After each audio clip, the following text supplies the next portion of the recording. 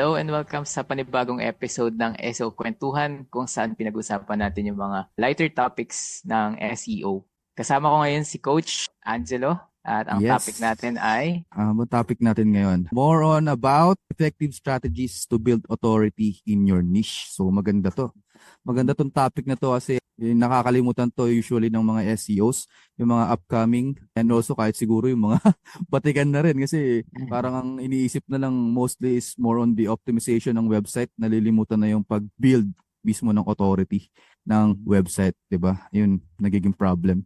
So, Coach Gab, may okay. mga set of questions tayo dito na tiyak kung ikaw ang makakasagot. Mas malupit ka sa akin. So, i-start na Sige. natin ang question for today. So, number one, what does it mean to build authority in SEO? So, sa SEO Okay. context to and bakit siya importante?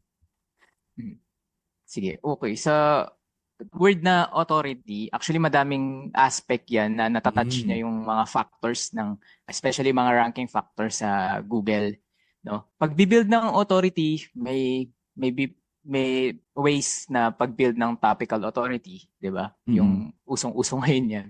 Meron din naman yung pag-build ng when it comes to backlinks, pag-build ng domain authority naman yung tawag, 'di ba? Tapos meron din syempre yung brand na parang uso na rin siya ngayon mula nung nag-update nga si Google ng nabigyan na ng emphasis yung pag ng brand.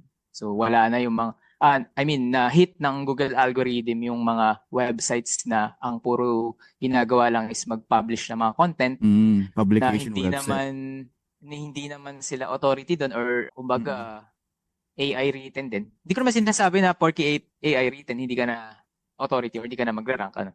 Pero kumbaga wala silang pinapakitang brand or authority Mm. dun sa subject para magbigay sila ng mga tips, especially dun sa mga YMYL nating website like yung Your Mm. Money, Your Life na nakakaapekto siya dun sa daily lives ng mga nagbabasa. Mm.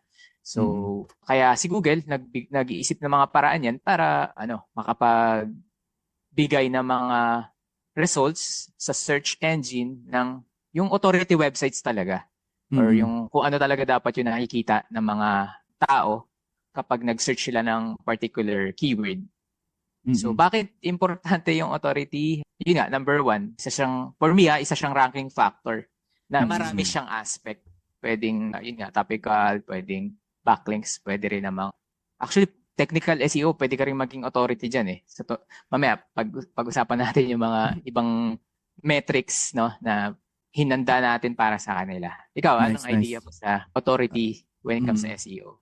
Bago ko i-answer yun, gusto sana ka-cut kanina pero hindi na tumuloy. Sa mga bagong naikinig sa atin, sir, pwede mo ba explain sa kanila yung YMYL? Baka kasi may Ah, mga naikinig sa atin na hindi pa gano'ng familiar sa okay. YMYL na niche. Oo, meron. Actually, kasi may Mm. mga, mga student ako minsan nagtatanong sa akin kung bakit daw Mm. ba importante yung, like yung expert opinion, ganun, or Mm. bakit kailangan ng author bio sa website. Ano daw Mm. ba yung nagagawa nun?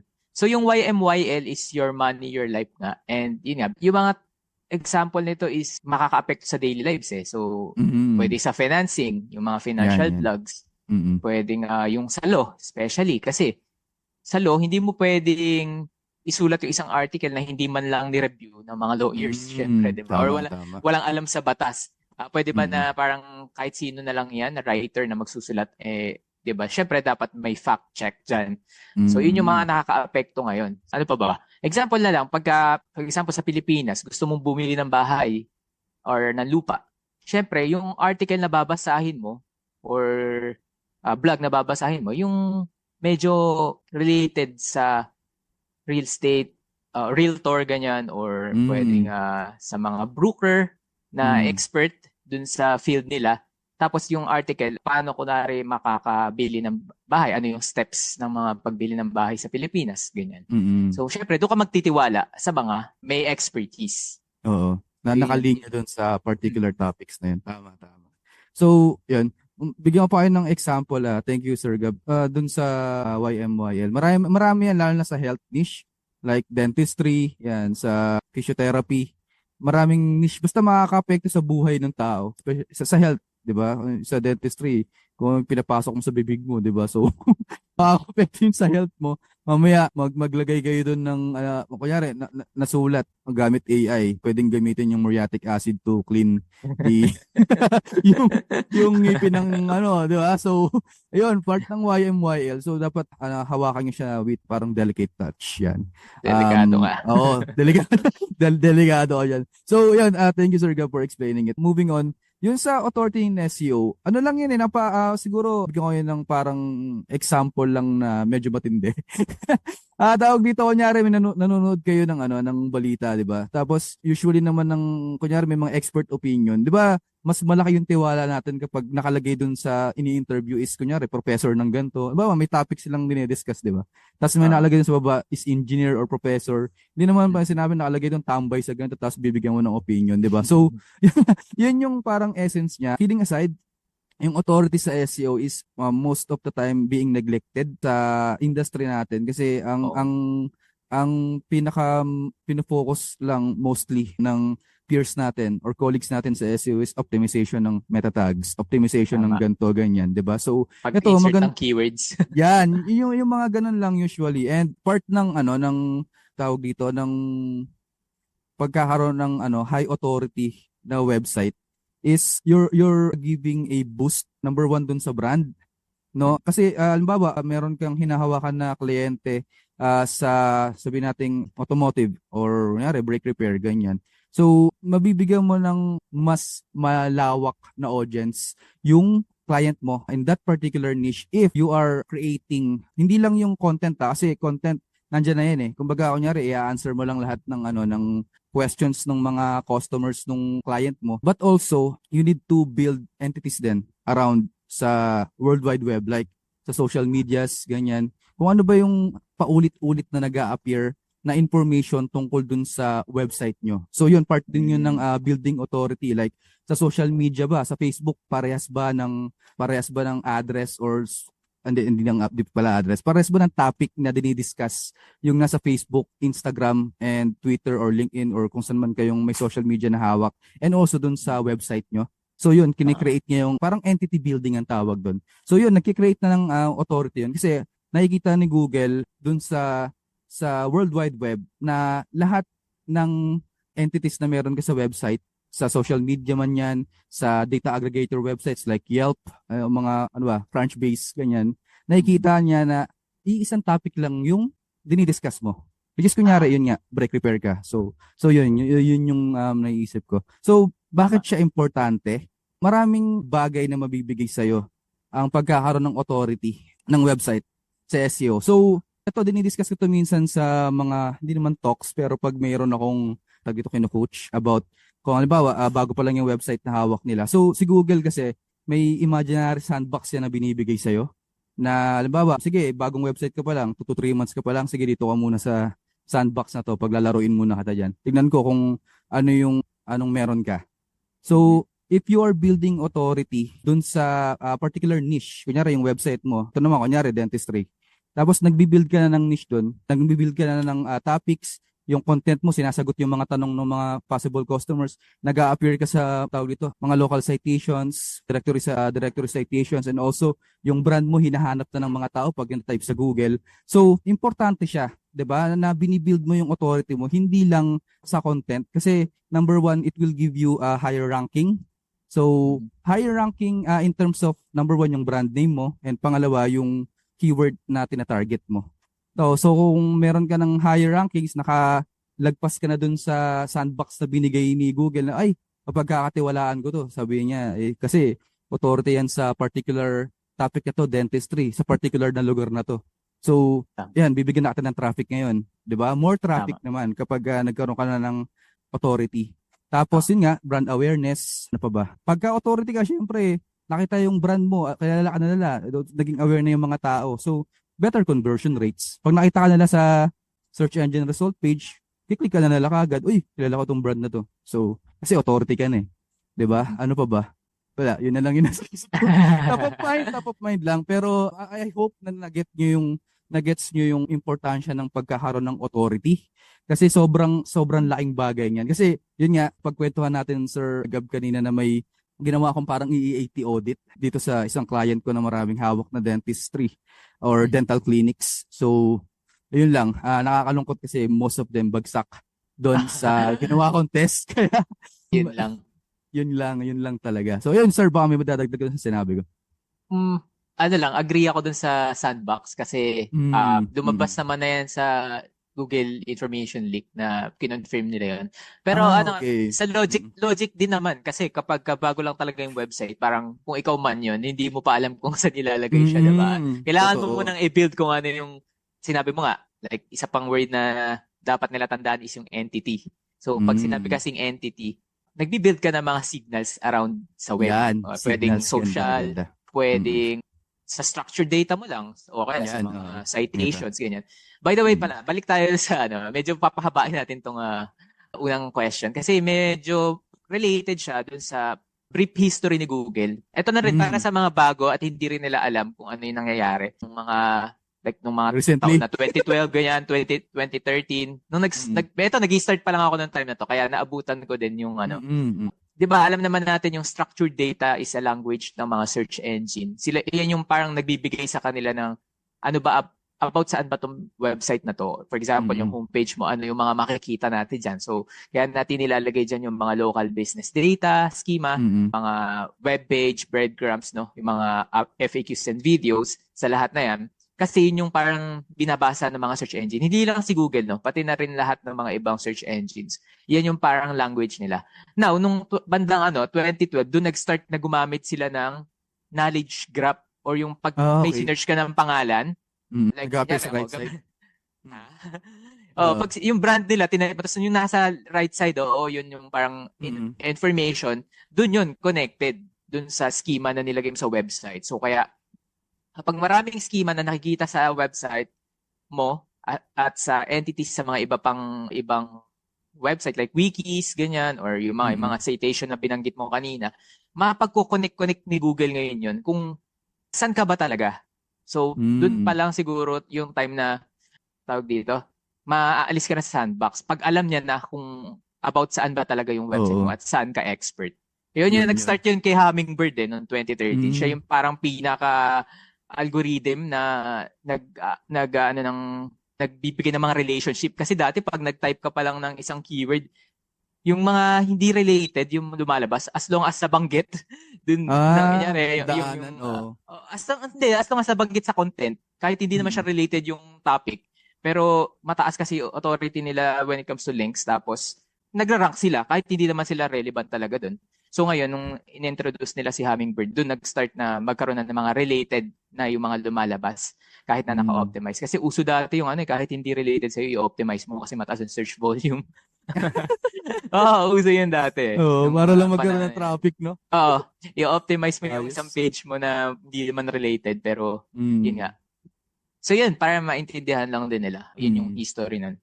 Importante yung authority, guys. So, research pa kayo kung hindi nyo man pa masyadong nagets yung explanation namin. Pero, ayun, yung meat and potatoes nandun eh. So, dapat i-enhance nyo na lang yung understanding nyo. Kasi, malaking tulong to sa mga campaigns nyo pag naintindihan nyo na kung paano tong building authority sa SEO context. So, yun nga, moving on. Sir, paano ba tayo paano ka, ikaw mismo, sa strategies mo, paano ka nagbi-build ng authority? Baka pwede ka magbigay ng something sa mga nakikinig sa atin. Well, to be honest, madaming ways para mag-build ka ng authority mo, hindi lang sa SEO. Pero sige, SEO na lang muna tayo mag-focus. Napakadami kasi talaga eh. Kasi ako personally, kung ano yung ginagawa ko sa social media, ako nagbi-build ng authority. Kasi, well, nandun yung audience natin. So, depende rin ito kung nasan yung audience. Kaya magandang alamin nyo rin yung metrics muna bago kayo kung ano suggestions na gagawin nyo, no? Paano pag-build ng authority yung gagawin nyo. Dapat, unang-una, may brand kayo. Yun na lang siguro. Paano ba ako nagbi-build ng sa sarili kong brand? So, nag-iisip ako ng mga, personally, jolly person ako. So, gusto ko, yung mga content na sinusulat ko, medyo may humor, parang gano'n, may sense of humor. So, inaano ko lang siya sa sarili ko. Ma-gets nyo yan kapag nakapag-work kayo sa mga big brands na agency na talagang super consistent sila sa ginagawa nila when it comes to branding at sa pagbibuild ng authority nila, mapapunta man sila sa sa web content or sa SEO or sa social media or sa YouTube, lahat na yon same sila ng brand na ginagamit or same sila ng Ankit kumbaga, pa yung yan. mga slogan, yung mga slogan, Oo. di ba? Oo. Oo. Yun. Meron silang rules doon. May So, rules, oh. sa akin, yun nga, sabi ko, naka-focus ako ngayon sa Facebook. Kasi nandun yung mga audience natin, nandun yung mga freelancers, madalas silang nakahawak sa cellphone nila at nagre-research ng mga bagay-bagay kung paano ba gawin yung SEO, paano matuto ng SEO. So, ayun yun sa akin. Ikaw, ano bang ginagawa mo para ma-build yung authority mo? Ako to hindi sa website So, sige, sige. So, ako, my personal and professional life. So, tawag dito, yun parang yung ginagawa mo rin, sir, kung nasan din yung audience ko, doon din ako nagbi-build ng ng parang pinaka-authority ko mismo. And also, kasi ang hirap kumbaga kung susukatin natin kung paano ba talaga nagbi-build ng authority. Parang wala akong maisip na parang quantitative measurement. Wala, Paano ko siya, paano ko wala siya pa talaga. pero mostly, ayun nga, pag-answer ng questions, ganyan, Yan. pagiging parang helping hand, yan. Kapag may nagtatanong sa akin, kahit na hindi naman kumuha ng course yan, sasagutin ko, di ba? Parang gano'n. Building more authority and also sharing knowledge. Hindi lang yung knowledge ko mismo, pero kung may nakita ko na interesting na knowledge ng ibang tao, sinishare ko, tapos ina-attribute ko na lang dun sa nagbigay mismo. So, maraming ways on how to build authority. Like, yan, sharing anything that you do. Hindi naman anything, but yung related dun sa gusto mong i-build kung anong gusto mong maging perception sa'yo ng mga target audience mo. Like, nasa field ako ng local SEO. So, minsan nagpapakita ako ng mga results ko sa madlang people, sa mga nasa Facebook. So, pwedeng gawin din yun. And, networking. Kasi, birds of the same feather flocks together. So, hinahanap ko rin yung mga SEO or mga well-minded people like me na gusto papag-usapan yung tungkol sa SEO strategies and stuff. So, ma-build ka rin ng authority doon kasi at the end of the day, kung meron silang maging problem or may clients sila na kunyari hindi nila kaya yung gawin yung particular na bagay na yun for a specific part ng SEO, pero ikaw yung top of mind nila, so pwede ka nila i-refer, di ba? So, yun, nakaka-build din ng authority yun. So, yun, maraming ways talaga. Ganda ng strategy mo actually, yung pagbibigay ng mga knowledge. Yun lang naman din kasi may yung parang pinakamabilis at free na maibibigay natin, no, yung knowledge. Tapos, yun nga, naniniwala din ako sa kasabihan din kasi na, a person that gives a lot, receives a lot. So, maganda. Parang the more na nagbibigay ka ng mga ideas or ng mga help, na parang hindi mo mapapansin, babalik sa'yo, pwedeng sa ibang bagay. Meron pa akong kasabihan dyan. Ano bang inadad? You give a little love and it all comes back to you. Coca-Cola yun. Okay. You give a little love and it all comes back. So, yun. Pag may pero huwag kayo ito na lang alam ko labas sa topic to. Pero huwag sana kayo magtampo. Kunyari si Sir Gab o kaya ako. Kapag nagbe-message kayo tapos di kami makakasagot kagad. Kasi syempre, may mga ginagawa. Pag weekend lalo, parang mas gusto ko mag-spend time sa family, ganyan. Lumalabas or pupunta ng church. Siyempre, mapagpahinga mo lang. Parang mas okay kung weekdays, ganyan. Pag-message, no? Ayan, meron na kayong Hindi naman tayo suplado sa ganyan. Pero okay lang. Basta may time lang. Anyway, moving on. So, sir, ito yung malupit na tanong. How do you explain EEAT sa client? Sa client to, sir, kasi sa mga SEO, alam na nila yun eh. Pero yung sa kliyente mo, ano ba yung EEAT? Tanungin ka nung kliyente. Wala. Paano mo Hindi na maiintindihan yan. Hindi nila naiintindihan yan, to be honest. Bihira yung mga clients na nakakaalam yan. Pwedeng yung mga matagal na siguro nagpapa-SEO, tas nagpalit lang ng or may background sila sa SEO, kaya alam nila yan. Pero kadalasan sa mga business owners, mahirap itong i-explain kasi masyadong technical din ng word na EEAT, like EX, expertise, experience, authority, and trustworthiness, parang pag sinabi mo lalo yun, lalong hindi magigets. Anyway, paano ba ako nag-i-explain yan? Paano ba? Siguro sinasabi ko lang din na mas gusto ni Google na expert yung magsusulat ng content. Kahit hindi actually magsulat, kahit yung magre-review lang. Or better yet, mas maganda kung ikaw mismo as a owner, yung persona ng website mo. Kasi, totoong tao ka eh. Di ba? So ngayon, pag ang idea ng client, parang ayoko naman pakita yung pangalan ko dyan or baka pwede brand na lang namin na kung ano man yung domain, ganun. Mas sa akin, mas gusto ko kung person pa din yung nakalagay sa mga author bio, ganun, or sa pang-outreach mo o kaya yung sa social media. Kasi yun nga, yung entities pa din eh. Doon pa rin siya papasok. Kailangan kung ano yung pangalan nito, yun din yung nakikita niya sa iba kasi hindi naman niya malalaman. Ay, pwede, kung connected, siguro lalagyan mo sa structured data na same as, or ako rin to, parang ganun, ako rin tong Facebook na to, ako rin tong YouTube na to. So yun, sinasabi ko sa kanila na mas mataas ang chance mo mag-rank kapag mas expert pag Oo, yun. Yun lang. So pag sinabi nilang ganun, napapaisip na rin sila eh. Tapos ngayon, ang next question na lang, paano namin i-implement yan? Ganun. Paano natin maipapakita na expert? So yun, bibigyan ko na sila ng mga checklist or mga strategies kung paano dapat gawin. Mag-build ka ng mga social media mo, ganyan. Bigay ka sa akin ng picture mo. Lalagay natin sa website, upload natin. Pwede. Ikaw, baka may iba ka pang strategy dyan? Ako, para mamulat yung kliyente ko, ang ginagawa ko, naghahanap ako ng competitor. Ini-screenshot ko yun. Tapos, as you can see, yan, ganyan. Ito yung ginagawa nila. So, they have higher rankings than us. Tapos, maraming traffic ng blog na to. Hanapin ko talaga yung blog na maraming traffic. Tapos, papakita ko sa kanya yung metrics. Sabihin ko sa kanya na, ang reason dyan is, mas pinagkakatiwala ni Google tong particular na blog na to dahil meron silang quotations galing sa particular na tao na to na pagka-click mo, mapupunta ka dun sa, kunyari lang, mapupunta ka dun sa LinkedIn bio na, halimbawa, yun nga, yung mayroon akong kliyente na brake repair, kunyari, yun, mechanic siya. Pag nakita mo, pag kinlik mo yung pangalan niya.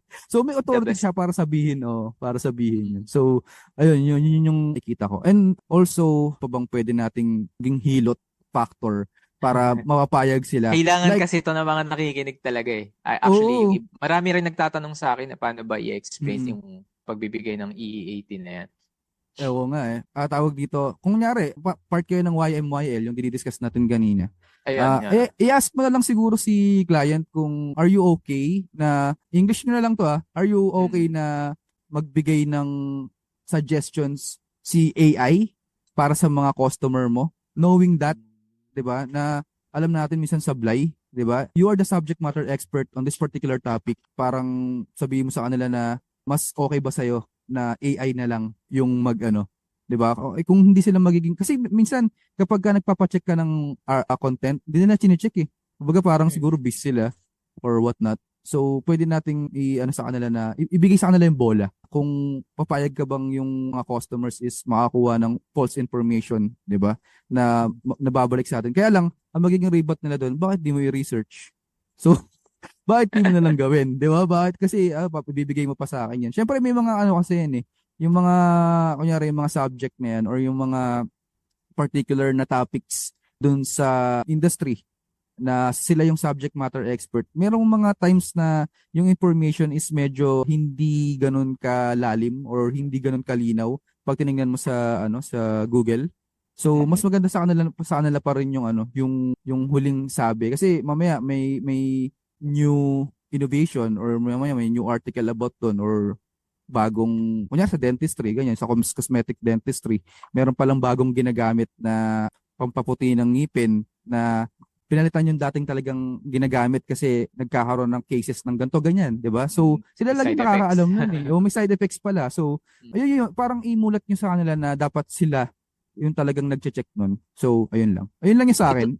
Ito kasi yung mga yung mga challenge minsan sa mga local business owners. Parang madali pa sila. Actually, madali pa sila na i-convince na ganun. Kasi kadalasan, either siya lang rin naman yung owner, siya rin yung parang pinaka-persona. Siya yung lahat. Oo. Para sa akin, mahirap siya para dun sa mga big, like high brand, matataas na brand na ang ginagamit kasi nila pangalan mismo nung yung brand na talaga eh. Oo. Tapos, parang pag tinanong mo sa kanila kung sino pwedeng maging pinaka-persona mo dun sa vlog mo, kahit sa vlog mo na lang, ayaw syempre ng mga executives na nilalagay sila doon. Ewan ko ba't ganun. Siguro ayaw lang din nilang madawit yung pangalan nila. Or, di Oo. ano. Di ba sila proud? Hindi. Kasi minsan, opinion-based din kasi eh. So, pagka ganun, mahirap din na gamitin nga naman yung pangalan nila. Pwedeng siguro alternative din dyan, isasuggest nyo sa client, yung marketing person nyo. Kung sino yung pinaka-closest sa marketing person. Or, yung writer talaga, na medyo matagal na or nandun inside sa company. Pwede yung mga ganong... Pwede nga rin yun. Pwede nga rin yun. Totoo. Kasi sila. sa mga napapansin ko nga rin sa mga, kunyari, sa LinkedIn, may mga writers doon na for SaaS company lang, ganun. Kung, may particular niche silang So, pwede nga rin, tama. Pagka kasi, may experience na yung writer, like, kunyari, wala talaga kayong writers. Hahanap kayo ngayon ng kung ano yung experienced writer dun sa niche nyo, no? Parang ganun. Oo, yun. Pwede nga rin, yun, pwede rin gamitin yun sa totoo lang. Kasi may track record na yung mga yun eh. Makikita rin yun sa World Wide Web eh. Sa www. So, anything to add, sir? Nothing na, no? Okay na, ha? Alright, moving on. So, yun, familiarize nyo na lang din yung sarili nyo sa EEAT. Kasi mas madali siya explain pag alam nyo siya. Okay? Mahirap i-experience ang bagay pag hindi mo siya alam. So, basa muna kayo about EEAT. Experience, expertise, authoritativeness, and trustworthiness. Okay? So, sir, may ma-share ka bang initial steps para mapag-start sila ng building authority dun sa niche or dun sa website nila? Okay, bukod dun sa mga nauna na nating in-explain kanina, madami na nga rin. Yun nga, mag-start sila ng persona para makabuild sila ng authority. Kailangan someone na talagang pwedeng sumagot, for example, sa mga question ng customers or ikaw yung magiging pinaka-face ng company kapag may nag-invite like webinars or mga events, ganyan, mga conferences. Dapat, mas maganda, mas maraming nare-reach, mas maraming at consistent kung sino talaga yung ginamit yung persona doon. Pangalawa, create kayo siguro ng author bio nila sa website nila. Maganda kasi nakikita ng mga nagbabasa kung sino ba yung nagsulat nito. Ano ba yung background niya, ganun. Usually, 1 to 2 paragraphs lang yan eh. Tapos lagay nyo rin yung social media handles. Kasi links din yun eh. Maganda yun. Oo. Either yung sa website nyo, like a blog or guest blog sa ibang website, pwedeng siya rin yung pangalan na ilalagay nyo. Di ba minsan may ganun sa guest blog parang nagre-require sila ng kung sino ba nagsulat. Ganun, lalagay natin dito yung mukha niya. Pati yung, yan. Tapos yun nga yung social media, maganda na meron siyang active, followers na kahit papaano. Hindi yung, okay lang din naman, nakakagawa nyo lang. Okay lang yun. At as long as pumayag yung client, tapos bigyan nyo siya ng bago niyang social media, tapos i-share nyo na din doon yung mga pinopost nyong articles kapag siya yung author nyo. Ano pa ba? Gawa rin kayo ng slogan, tsaka ng USP, Unique Selling Proposition, para yun yung magiging consistent gagamitin nyo sa pagbebenta rin ng products nyo. So, isa rin yun sa mga nakakapag-add ng authority. Yung katulad ng ginawa namin kanina, alamin nyo kung ano yung channel na dapat the best na nagbibigay kayo ng authority. Katulad nga namin sa Facebook kasi nga, yung mga Pinoy freelancers yung targets natin, di ba? So, target only Pinoy. Oo, only Pinoy. Pero malay mo, sa next month or next year, na tayo, international. May mga hello there. Ready na ba kayo? Practice na.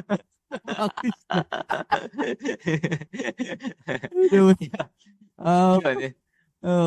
Yun lang naman Yun lang naman halos yung kailangan kapag gusto mo mag-start ng authority. May mga next steps pa pero masyado na silang specific. Okay. Ikaw? Ako, siguro, bukod dun sa mga nasabi mo, do your research extensively, particularly sa target market nyo.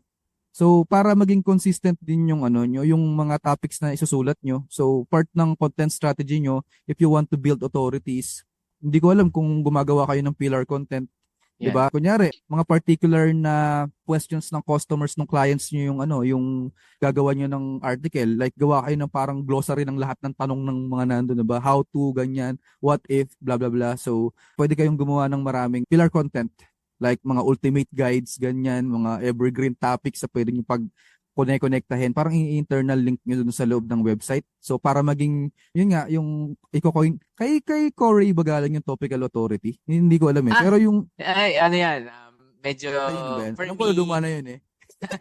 hindi, medyo ano nga yan eh, Controversial? nagiging controversial lately na parang nagiging ano na kay Corey yung sinasabi nilang topical Topical authority. Pero authority. sa totoo lang, parang hindi pa yata nag-SEO si Corey ng time na yun. Nandyan na yan. Meron na. I mean, Okay, okay. developer pa lang siya ng time na yun.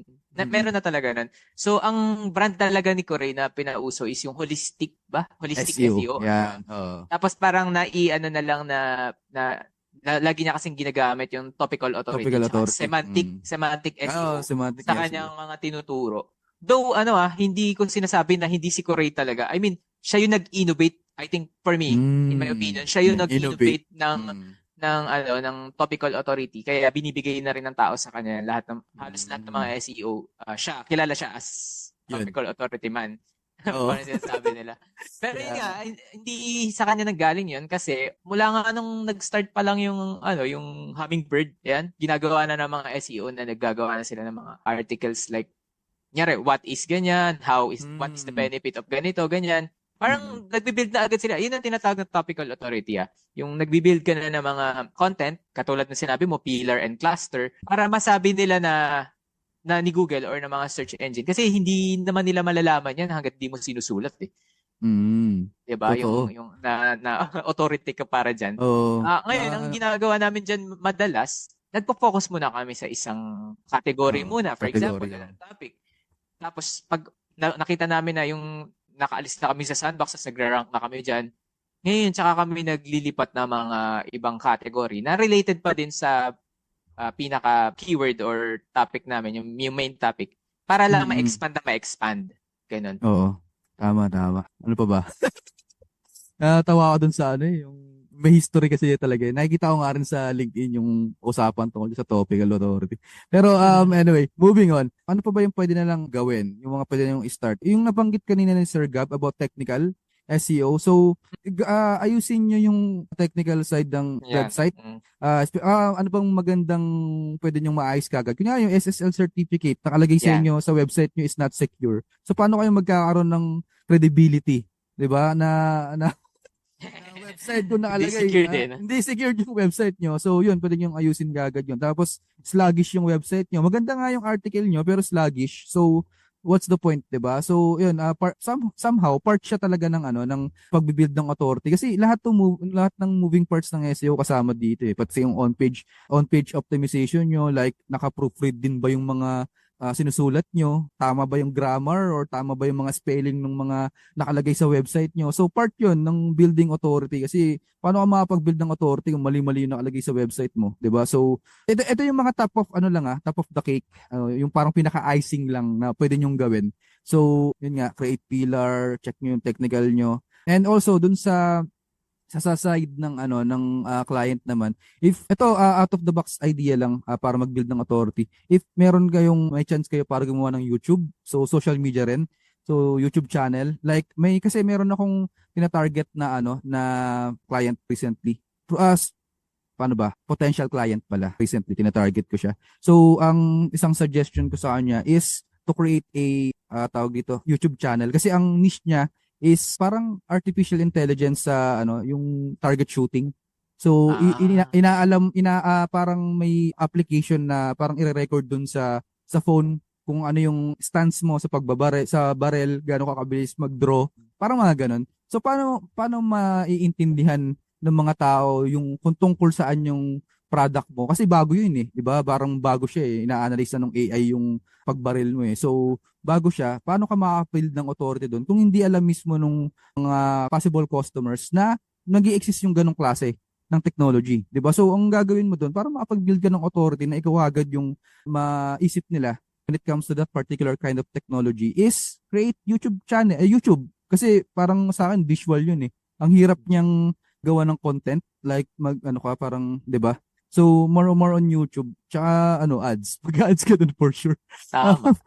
Oo. So O kaya, tama yung Facebook ads or YouTube yun ads, ads no? yun. Parang, minsan Malaking doon din ako rin yan. nakakakita ng ng mga bagong products na, uy, 'Di sabi ko, ba? stick to Oo. Oo, Stick kasi to kinoconnect ganda yan eh. nito Ah, Kinoconnect ni ano yun nung algorithm nila na pwede ito sa kung sa particular na group of So people, no? group of people. Tama, So tama, yun tama yan. maraming. Ako, Tapos baka interested ako doon kung matatarget ako nung sa'yo kasi particular mahilig din ako practice. baril-baril eh. Okay, Mag-practice okay. shooting eh. So, Okay. gusto ko yun kung mabibigyan ako ng ads na ganun. Baka Mm. mag-research ako about that. 'Di ba, 'di ba? So, 'yan. Medyo marami-rami na 'yun, guys. So, ano ba next question natin? So, ang next natin is it possible to measure? Ito na yung natin, yung sinasabi ko kanina na ang hirap pag qualitative or quantitative approach sa pag-measure ng topical authority. Na-measure ba yun, Mm. sir? Yung topical Well, authority ng website? ano lang, parang mga indirect metrics siguro. Or hindi, Mm. direct metrics pero hindi mo naman masasabi na ito ba yung ginagamit ni Google? Ay, parang ganun Oo. na. Ito Oo. ba yung potential na ginagamit ni Google? Meron Mm. naman, like, siguro sa mga Ahrefs, pagka mga tools like Ahrefs, meron silang mga gap, yung content gap, Mm. pwede kang mag-perform ng content gap analysis. Mm. Tapos sa keyword research mo, pwede kang magtingin sa competitors kung ano yung Mm. mga metrics or keywords na potentially matarget mo na hindi mo pa tina-target pero tina-target ng competitors. Siguro Oo. for me, Oo. yun yung mga dapat i-focus kapag gusto mong i-measure yung topical authority mo. Pero pag bagong website, sa umpisa, syempre, alam mong zero pa lang yung topical authority mo. Kaya Hanggang kailangan umasa. Joke lang. hindi, kaya kailangan mag-keyword research ka para alam mo yung Mm. mga keyword na dapat at-targetin, mga intent na isulat ng content mo. Tsaka yung sinabi mo kanina yung clustering or pillar page and Mm. clustering para naka-structure yung pagkakagawa mo sa mga content mo. Hindi lang yung basta sulat ka, tas upload, sulat ka, upload. Wala man lang mga internal linking or yung para magiging experience ng tao na magbabasa siya nito and then next babasahin ulit niya kasi connected siya dun sa nasa una or nasa Mm. pillar. So, yun. Ano pa ba? Sa topical authority, wala, yun lang din. Puro research lang din talaga. Puro content gap analysis, puro keyword expansion. Yun lang yung naiisip kong potential metrics dito. Okay. Ako, speaking of Ahrefs, meron silang tinatawag na traffic share by domain. Hindi ko lang kung napapansin niyo yun kasi dati Share hindi of ko rin naman siya voice? nakikita. O parang ganun siya, pero Share of under voice, siya ng, wait lang, tinitingnan ko yung ngayon May yung bago ngayon eh. No? Ahrefs. Oh, May mga bago ngayon eh. ayun, nasa under siya ng keyword explorer. Tapos kapag in-enter niyo yung nyo, yung keyword nyo, under siya ng traffic share. So, keyword idea sa baba, traffic share. Tapos by domain, makikita nyo kung gaano kalaki yung sakop ng competitors nyo for the seed. So seed keyword, ibig sabihin yun yung pinaka main keyword. So hindi siya yung long tail.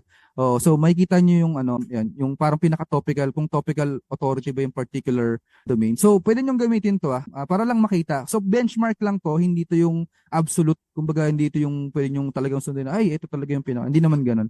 So parang benchmarking lang siya. So yan yung sa quantitative. Yung keyword research, agree ako doon kay Sir Gab.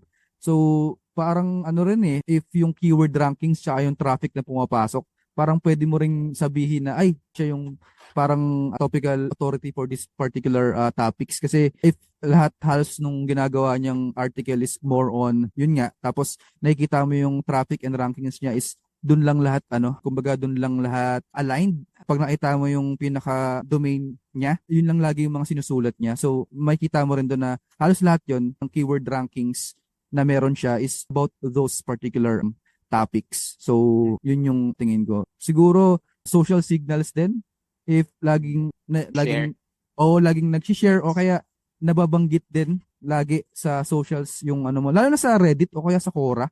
Minsan may mga sagot dun na parang na natitrigger yung mga particular na mga websites din or nililink nila. So, halos lahat ng nasa tawag ito mga ganong space, may mga top of mind na silang nagiging reference nila whenever they point out something. And also backlinks kasi kapag kunyari ikaw yung kunyari yung website mo yung topical authority for an instance myotherapy or physiotherapy, yung mga nagsusulat ng about that topic, kung talagang naghahanap sila ng resource, yung citation nun papunta sa inyo. Kumbaga, meron kayong kinoy na topic na ganito kasi ikaw yung nasa top of mind nila dahil ikaw yung topical authority dito. Nakita niyo yung yung mga nakikita niyo yung ibang website like Mayo Clinic, like yung mga ganong particular na website na talagang topical authority. 'Di ba usually sila yung mga yung mga nilalagay as resource, like sila yung nililinkan. So tingin ko backlink profile then is a good way to measure theoretically yung topical authority ng isang website. So, Oo. ano ba? Yun, yung top of mind ko. So, may ano ka ba doon? May nalagdag ka doon, Sir Gap? Siguro pwede rin gamitin yung GSC tsaka yung Ayan, metrics sa GSC. pwede Siguro rin. yung Oo, impressions, tama, no? tama. Mm-mm. Pwede. The more na Mm-mm. marami ka kasing impression, ibig sabihin, lumalabas ka sa searches pagka yung mga keyword na yun na related Mm-mm. doon. Tapos So, pwede mo marami gawa kang ng impression. Parang napapanood ko nga palagi ito dun sa mga case studies na sinashare nila, nila Corey, yung mga estudyante niya, na sinabi Mm-mm. doon eto, hindi ko pa napapatunayan sa sarili ko, pero lagi lang nilalagay doon na, wag mo munang isipin yung clicks or yung traffic sa umpisa, lalo na pag bago yung website. Ang isipin mo, mapataas yung impressions. Kasi Ah. mas na ano mo yung milestone na parang sabi nila 10,000 impression ata yung milestone na yun. Doon ka marirecognize ni Google na na authority ka doon. So susunod na doon yung clicks after ng 10,000 10,000 impression mark. rule, no? Mm. Ewan ko lang kung totoo yan pero hindi ka na sabi inaano lang naman nila sa case studies nila yon lalo na sa mga bagong websites. Pero alam So ko pwede nyo i-try. alam ko meron din ganyan si Kyle Roof. Nakalimutan ko lang yung particular na si Kyle Roof, 'di ba kilala mo sa Yung sa on page. oo, so kalimutan ko yung may certain may sinabi rin siyang ganyan na about impressions nga. So baka totoo. Try natin. Pwede, oo. Ako, medyo naniniwala ako dyan kasi Mm. sa umpisa naman talaga, ang goal mo talaga magpasulat ng mga content na related doon sa website So sabihin na natin Mm. may limang page muna siya. Siyempre, ang sasuggest ko sa unang buwan, makasulat ka kahit pa paano, 10. Mm. Or sa next month, doblehin natin, gawin natin 20. So depende to sa sa content velocity na mapoproduce ninyo Yan, kung ayun, gumagamit content ba kayo velocity. Okay, okay. ng AI or assisted AI or Mm. full writer yung ginagamit nyo. Depende na lang sa inyo. Pero basta ang goal, mapatas muna yung impressions. Makapagsulat kayo ng mga mararaming content about doon sa topic na yun. And Mm. mapag-rank sila after that. Yun. Tapos sunod-sunod na yun, magkakaroon na ng click, traffic, and then conversions. Nice, nice. Dami rin natututunan ngayon sa araw na to. Ako maraming natutunan ngayon. Sa totoo lang. Anyway, moving on. Ano yung mga common mistakes, sir, to avoid Yan. when trying to build authority? So, may mga mistakes din for sure Eto. na nagagawa. Mm. Sobra madami. Kasi, Madami. hindi yun nga, kasi mahirap nga siya i-explain, di ba, sa mga client. So, madalas, syempre, pag pumunta sa inyo yung kliyente, kung medyo build na yung website nila na matagal na, baka hindi pa nila ginagawa yung EAT optimization previously. So, mag-audit ka nga. Mm. Ngayon, ang iiwasan nyo, huwag kayo magsasuggest ng mga, like fake persona, yung tipong gagawin nyo lang yung tao na to na, imaginary, tapos i-build Maraming nyo yung ganyan. Ako. may ganyan, no? Oo, Marami, sa marami. totoo lang, marami ako na-experience na in-optimize na ganyan. Kasi nga, nung time na yon hindi pa nag-algorithm update about branding.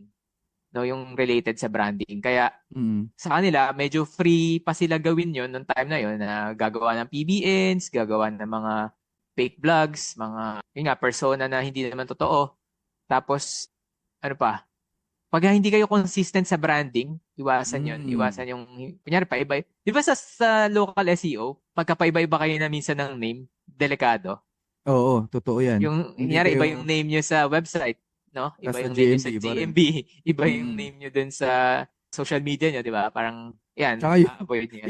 iba yung name na pinalicense nyo dun sa Ayun, kung saan man kayong isa bansa. pinaka-importante yun kung ano yung brand name na ni-register nyo, di ba? Yun dapat Ni-register yung nyo. gamitin nyo. Yung business, naku po. Minsan may INC pala, may yung mga ganun, mga, Hindi nalalagay. Mm. ano to? Ano pa isa? LLC? O, yung mga ganun. Yung mga LLC, mga, Ginagamit. Okay. Sige, balik tayo dun sa question. Ano pa yung mga common mistakes? Yung pag hindi nyo sinasagutan yung mga negative feedback siguro sa GMB, pati Yan, sa yan. mga social media, yung Mm. hindi as in totally ini-ignore nyo sila. Ignore, Kasi, oo. kasi mali yun, 'di ba? Pagka may ibang tao, kung hindi man sila yung nakabasa, may ibang tao nakabasa, sabi, ay, parang ano naman pala, suplado naman pala tong Oo, hindi hindi company nito. ina-address Hindi yung mga ina-address yung ano, mga oo. problems, no? Yun, Kaya pagka nga. ganun. Alam niya yan sa local SEO kasi napaka-importante niyan. Pero, Oo. ganun na rin sa social media, sa Facebook, kung meron man kayong comment section doon, or sa mga Quora nga, Reddit yan. Madalas may ganyan dyan eh. Pagka, minsan nabanggit lang yung pangalan, tapos ni-review ka pala doon, napakalaking impact nun minsan sa'yo sa brand mo. Mm. Kaya maganda, re-replyan mo pa rin kung meron man silang hindi nagustuhan na service mo, or Mm. pwedeng ma-address pa.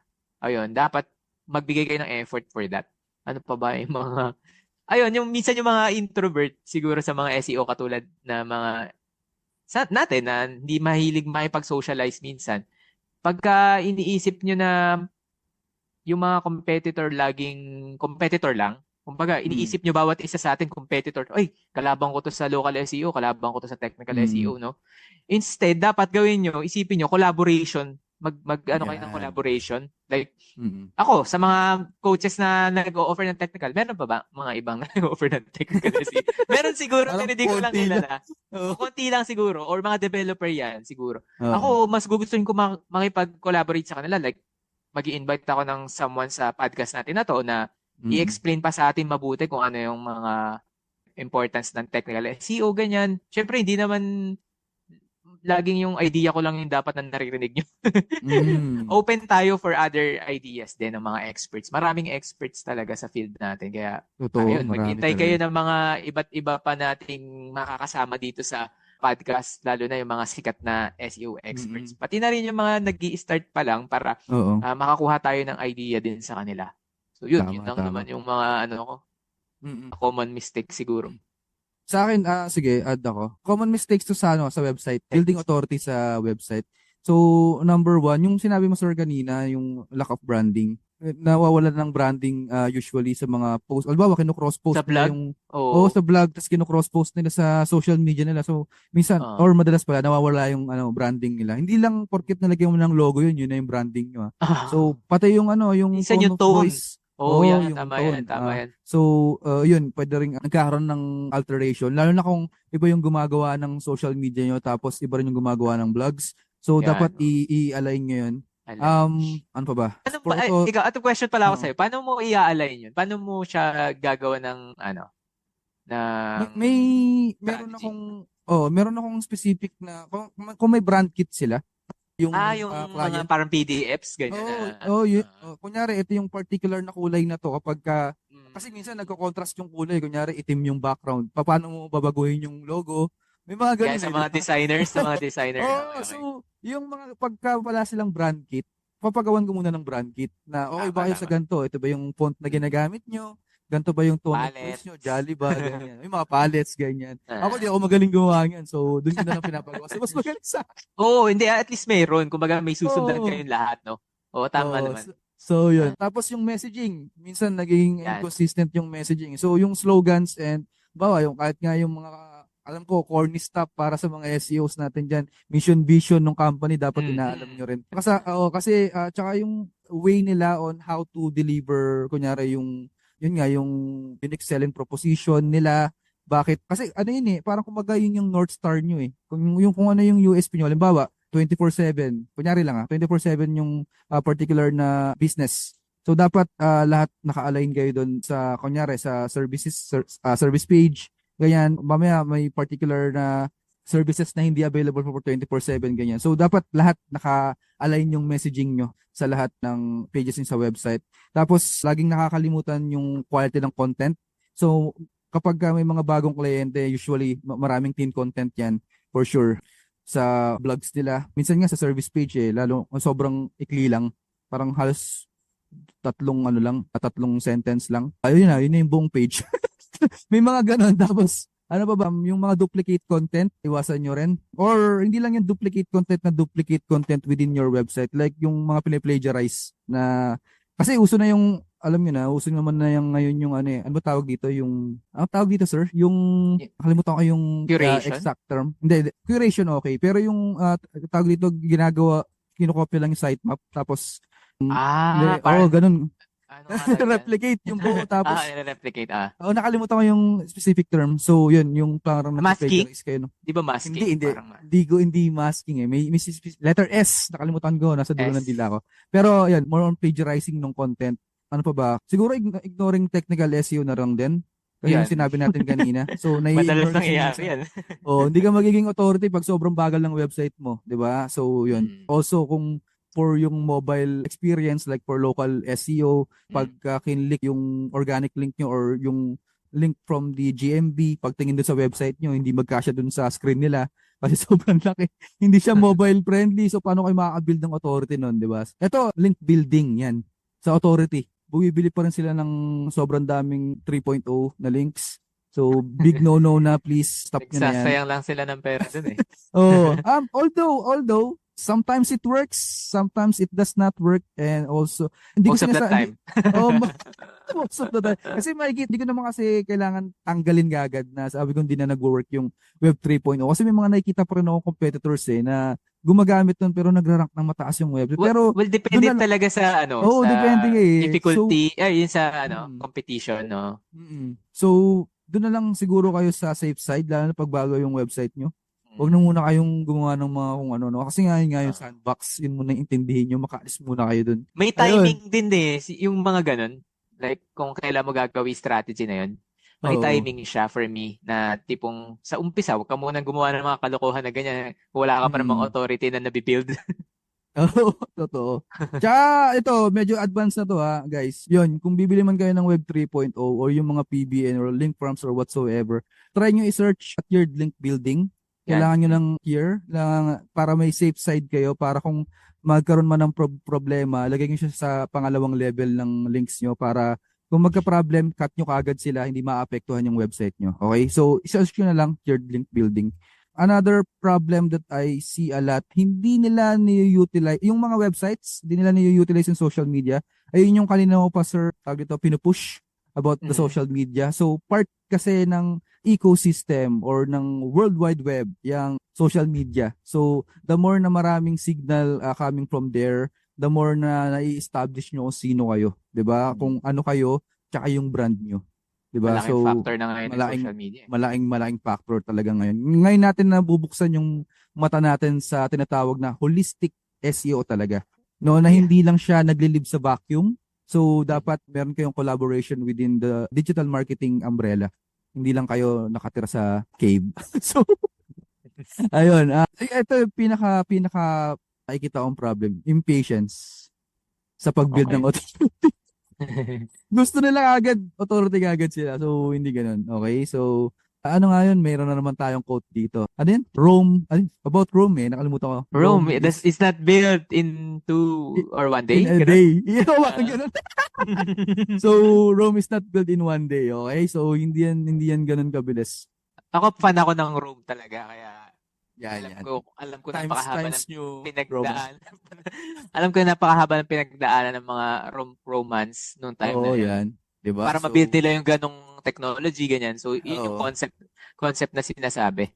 Oo. So, ayun, alam niyo na ha. Yun lang yung sa akin. Medyo madami pero I hope you get the point na yung mga dapat yung iwasan when building authority. So, nasa last question na tayo. Last question na tayo. Ito, maganda tong tanong na to. What are some long-term strategies for sustaining and growing your authority once it's established? So yung kanina, ang tanong natin is paano? Nag-i-start lang. Paano mag-start pa lang. Ngayon, paano mo na i-sustain yung authority mo? Oo, kasi hindi naman dahil tawag dito, na-build mo na yung authority mo. Okay na, tulog ka na. Okay na, no? Kasi learn from na lang, yung mga sikat na brands dati, like sila Nokia, sila, ang tawag dyan, yung mga hindi na sikat ngayon. yung mga sa cellphone, yung Ericsson ba? May ganun, diba? Ay, mga ganyan. Although, ano naman din kasi yun, product, may ano sa product. Pero, kumbaga, hindi kasi nag-innovate, hindi sila ng mga long-term strategies nila. So, ngayon, para maiwasan yung mga ganyan, pwedeng, yun nga, ituloy nyo yung mga collaborations. Magawa kayo ng mga collaborations nyo pwede sa mga competitors, sa mga ibang aspect ng business. Kunyari, yun nga, dentist kayo, pwede kayo makipag-collab sa ano ba pwedeng collaboration sa dentist? Yung mga Sa mga conferences, ganun. Or mga, tawag dito, yung, yung mga outreach program, like, if ayan, ever, oo, tama, yeah, oo. Pwede yan. yung mga top of mind lang. Yun, Oo, yan, yung mga sa free school. free check-up, no? Mga ganun. Ayan, mga ganyan, Free, oo. free dental check. Oh, tama naman. Then Mm. yung logo nyo nandun, yung brand nyo nandun, 'di ba? Nakikilala kayo ng Mm. mga tao. Ap- Pero syempre, ano 'yon, pang physical aspect. Pagka SEO, siguro, pwede rin kayo mag-guest outreach sa kanila, 'di ba? Mm. Ginagawa naman Mm. natin 'yan. Usually, nag-guest outreach tayo. Kapag wala na kayo masyadong makitang prospect about dun, lipat kayo ng ibang industry na medyo related pa rin. Kumbaga Mm. may mga tier level din kasi yung ano Oo. relevance. So pwede yan eh. Like yung sa atin, meron kang Mayo something, My Mayo therapy. Clinic. Ako, Mm. ang sa akin is nasa cryolipolysis or pagpapapayat. So Ang bigat pwede nun ah. yun, di ba? Yung mga ganun. Oo. Pwede kasi Mm. yun eh. Anyways, ano pa mga strategies? Gawa kayo. Tulad ng suggestions ni Coach kanina, yung sa YouTube. Napakalaking importance ng YouTube Mm. lately. Kasi madami na, parang, alam ko second, ano na rin yan eh, second popular Mm. search engine na ginagamit ng mga tao para mag-search ng Oo. products nila. So, Tsaka sa maganda talaga. mayari niyang Google Google din din yan eh. eh. So, Oo, kaya pagka kilala ka dyan, malamang kilala ka rin ni oo. Google. Mga products Oo. nila yun eh. So, gamitin nyo. Yun, yung Libre mga naman download eh. strategy. Ano pa? Build Mm. kayo ng content plan. Yan, content planning. So, Yan. para alam Tama, niyo. tama. Yung sinabi ko kanina na meron by category. For example, sulat kayo ng 20 articles dun sa category na yun. Makaka-build na kayo ng authority dun. Pero syempre, Mm. tignan nyo muna yung metrics kung talaga bang naka-build kayo. Oo. Tapos, tsaka kayo mag-move sa other category na related pa rin pero expanded. Siguro example na lang ito dun sa furniture na in-optimize namin lately. Yung Amish. Alam mo yung Amish? Hindi. Yung mga din mga tao na parang nabubuhay sila sa 300 years na pamamaraan ng life sa Amerika. Okay. Pang old Parang school, ganun. old school, may Mm. wala pang technology, ganyan, walang, May ganun para sa kanila? hindi ganun, oo. Siya Okay, parang okay. medyo religious, nga siya. Pero, yun nga, yung Ah, sinasabi ko kasi, yung client ko is Amish, na nagtitinda sila ng mga furniture. Na kasi pag mm. gawang Amish, ano yun, matibay. Kumbaga, sikat sa, Mm. sa Amerika. So, Mm. ngayon, ang ginagawa namin doon, nagsulat kami ng mga content about Amish muna. So medyo irrelevant pero at least yung idea na makakakuha ka ng tao na gusto pala ng topic ng Amish. Ngayon, Mm. susunod na topic na isusulat namin about Amish furniture na talaga. Mm. Na parang kung iano na namin yung services namin, papakilala na namin ano yung mga products na ino-offer namin, ganyan. Ano yung mga Mm. tables, chairs, etc. etc. Tapos, yung pinakahuling aspect ng pagbibuild ko ng topical authority doon is yung tatargetin ko naman yung mga medyo broad keywords na about furniture na. So, yung Mm. about furniture na, ato marami ka ng kalaban dyan. Ibang may mga modern Oo. furniture na, may mga, Marami ng subset yan. marami na kumbaga. So, kumbaga, hinuli ko yun kasi alam kong mas kaya naming targetin itong dalawa na nauna. Kasi nga, Kasi hyper-specific yan. specific sila. Yan, Mm. tama. Mm. So, yung susunod, yan, nag-undergo kami ng mga ganyan, topical relevance, keyword research, cluster topic pillar pages na Mm. pagre-research and topical mapping din. Yan. Nice. Oo. Agree ako doon. So, super agree ako doon sa pagkakaroon ng content strategy. Kasi once you created content for this year, kunyari this year, next year may, halimbawa, nasa iyo pa yung client na yan, edi ikaw ulit hahawak ng strategy niyan kung Tama. paano mapaparami ulit yung traffic nyo. And also, yung relevant traffic hindi lang yung traffic for the sake of traffic. So, ayun, magandang point yun. Siguro dagdagan ko na lang for long-term strategies. Ang sa akin, lagi kong sinasuggest sa mga clients ko, local SEO man or kaya sa mga SaaS, makapag-collaborate sila sa influencers o kaya sa mga industry Yan. experts. So, pwedeng gawin yon, and at the same time kasi pwede kayong mag-link exchange kapag ganun eh. So, pwede rin silang umattend sa mga podcast if ever na meron silang may pagkakataon sila to do so. So, ayun. Influencer partnership, malaking bagay kasi depende sa followers nung influencer. Like, kunyari, millions yung nun, tapos nakapag-partnership kayo dun. Malaking bagay yun kasi nare-reach mo din sila, di ba? Nare-reach mo rin sila. Nare-reach And mo also, din yan. mas maganda nun, kung yung influencer na yun is aligned dun din sa tawag dito, sa product or services na meron kayo. So halimbawa, sa kunyari, yun nga, yung furniture yung sa inyo, Sir Gab, no? So hanap ka sa YouTube kunyari ng may channel doon na nag-wood carpentry na pwede Pwede, mong pwede. pwede mong i-collaborate on something. Pwede yung So mga design, yung mga yan. Oo, sa mga Pinterest, marami silang ah, ganun eh. Usually sa Pinterest yung mga ganun pag sa mga kunyari furniture sa kitchen, like, mm, 'di ba, yung mga so tama. sobrang daming Ideas, mga ideas. madaming ideas, madami talaga. So, ano pa ba? Isip pa ako. Engage kayo lagi sa audience. So, kanina pa namin sinasabi to, yung pagsagot lang dun sa mga reviews, malaking bagay na yon. In terms of local SEO naman, pag may nagme-message sa inyo sa Google Business Profile, so pwede kasi mag-chat dun eh. So, engage kayo dun. Huwag niyong kakalimutan na mag-reply. Also, sa social medias din, Mm. and if ever may direct na nag-message sa inyo via email, sabihan niyo yung yung client niyo na importanteng sagutan yung mga yon. Kasi malay nyo, hindi lang pala isang tao yun, di ba? Pwede kasing word of mouth, pwedeng masabi niya rin sa iba na ayun yung Word particular of mouth. service nyo. Tapos, kunyari, nag-avail na sila nung services nyo, nagandahan sila, magbibigay pa ng review yun, di ba? So, maraming magiging resulta yung pagkakaroon ng engagement sa audience. Okay? And Saka also, referral na din. Yung oh, referral referral. na rin. Maraming bagay na pwedeng mangyari. Sa website, pinag-uusapan natin long-term strategy, building links, quality Yan. backlinks hindi yung kalokohan backlinks. Pero build kayo Pwede ng rin yung pag-build ng ng mga content na makakakuha ng links. yan, Yan. yung link worthy na tinatawag, link Yan. worthy na mga content. Kasi may mga ganun may mga search nyo na lang sa Google kung ano yung mga link worthy content like infographics, mga Yan. ganun, mga statistics kung meron kayong statistics tungkol sa yung sinasabi mo kanina sir na grupo ng Ah, tao. Ami. Amish. Amish. So, yun, kung may statistics kayo doon, baka may naghahanap doon. Tapos i-link nyo na lang doon sa Tama. products. So, pwedeng pwede. Maraming paraan, okay? Yun lang yung mga top of mind ko sa kwentuhan natin ngayon. May dadagdag ka pa, Sir Gab? Okay na rin. Meron na rin akong mga napulot kahit paano. Tsaka mga bagong strategy na naisip. So, magandang Nice. Maganda. pakinggan to. Okay. So, yun lang for this day. Don't forget to follow us sa Spotify, sa YouTube, sa Facebook. Nandyan kami. Nandyan yung topical authority namin.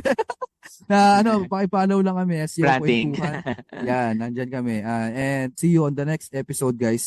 Sir Jello and Sir Gab is signing out. Thank you. Thank you. Bye-bye.